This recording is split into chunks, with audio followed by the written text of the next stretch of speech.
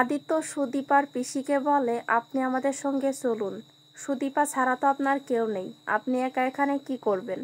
এরপরে তারা সবাই আদিত্যদের বাড়িতে যাওয়ার উদ্দেশ্যে বের হয়। রাস্তার মাঝে একটা মন্দিরে তারা দাঁড়ায়। সেখানে একজন পুরোহিত সুদীপাকে দীপা বলে দাবি করে। সুদীপা বলে, আমি দীপা নই, আমি সুদীপা। এদিকে দেখা যায় কুন্তলা পেপারে সুদীপার ছবি দেখে বুঝতে পারে যে ও দীপার নাতনি, আর সিদ্ধান্ত নেয় যে সে সুদীপাকে শেষ করে দেবে। এদিকে দেখা যায় আদিত্যদের বাড়ির সবাই আদিত্যদের জন্য অপেক্ষা করছে।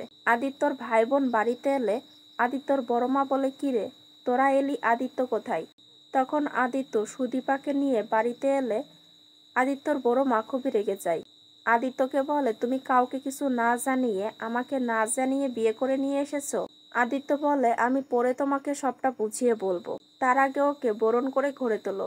এই কথাটা বলতেই আদিত্যর বড় মা আদিত্যকে কষে একটা থাপ্পড় বসিয়ে দেয় আর বলে, এই বিয়ে আমি মানি না।